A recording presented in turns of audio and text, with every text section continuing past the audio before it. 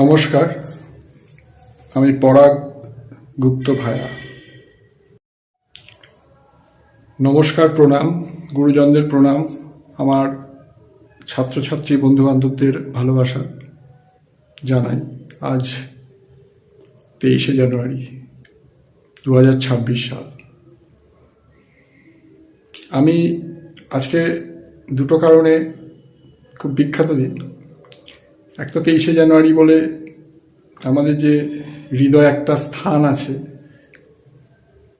নেতাজির জন্য, সেটা।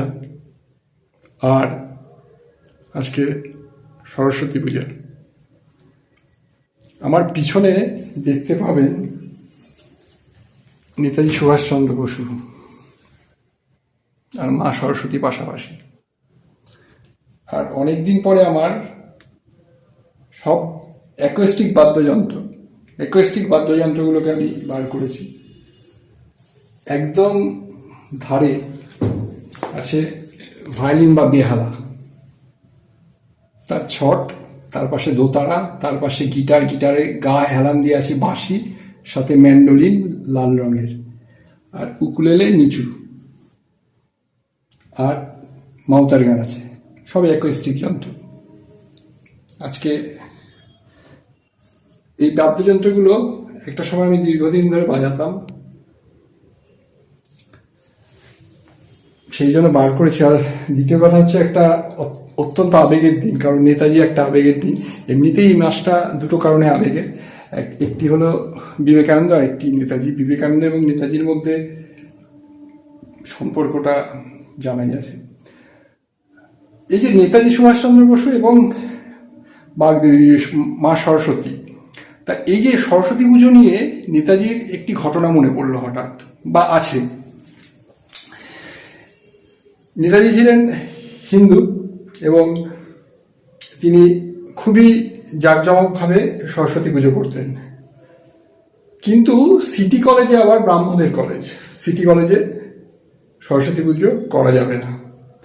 এবং ব্রাহ্মণদের একজন নক্ষত্র রবীন্দ্রনাথ ঠাকুর। তো সিটি কলেজে যখন সরস্বতী পুজো করা যাবে না, তখন ছাত্ররা খুব মনমরা হয়ে পড়ে। কাজেই তারা তাদের প্রাণের নেতা নেতাজির শরণাপন্ন হয়। এবং নেতাজি 1928 সালে এই বাগদেবীর আরাধনা করতে দিতে হবে এই কারণে ছাত্রছাত্রীদের উদ্বুদ্ধ করেন। কিন্তু ব্রাহ্ম কলেজ বললাম, সিটি কলেজ, এতে রবি ঠাকুর এবং নেতাজি সুভাষচন্দ্র বসুর মধ্যে একটু অম্লমধুর কথা আদান প্রদান হয়েছিল। নেতাজি 1928 সালে একটা ছাত্রদের উদ্দেশ্যে একটা তার যেরকম স্বভাব ভঙ্গিতে উদ্বুদ্ধ করেছিলেন, এমন যাতে রবি ঠাকুর একটুখানি তির্যক মন্তব্য করে পড়ে। সব 1928 সালে নেতাজির উদ্দেশ্যেই ধরে নেওয়া যায়, কথা বলা হয়। কিন্তু অদ্ভুত ব্যাপার, এতে কিন্তু নেতাজি এবং রবি ঠাকুরের মধ্যে একটুকু সম্পর্কের অবনতি হয়নি। তার কারণ, পরবর্তীকালে রবি ঠাকুর কিন্তু তাসের দেশ নেতাজিকে উৎসর্গ করেছিলেন। কিন্তু যেটা আমার বলার বিষয়, সেটা হচ্ছে সেই আজকে নেতাজি জন্ম জয়ন্তী এবং সরস্বতী পুজো একই দিনে পড়েছে। এটা নেতাজির 129তম জন্মজয়ন্তী। উনি 1897 সালে জন্মেছিলেন। আমার ওই জন্য দু তিনটে বিষয়ের কারণে আমি আজকে একটু আবেগে। আজকে আমার অনেক কাছের মানুষরা এসেছিলেন, দুই দিদি এসেছিলেন, আমার পিস্তত দিদি এসেছিলেন, কয়েকজন ছাত্র যারা অনেক বড় হয়ে গেছে, গান বাজনা করে, তারা এসেছিল।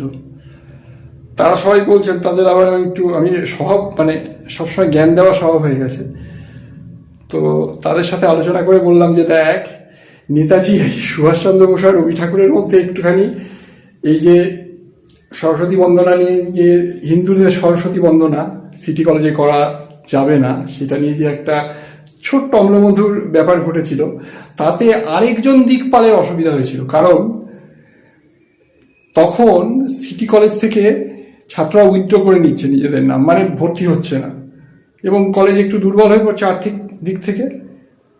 ফলত জীবনানন্দ দাশ, যিনি পড়াতেন ইংরেজি বা ইংরেজি সাহিত্য, তাকে চাকরিটি খোয়াতে হয়। মানে কত অদ্ভুত অদ্ভুত ব্যাপার, একটু ভাবলে অদ্ভুত লাগে না?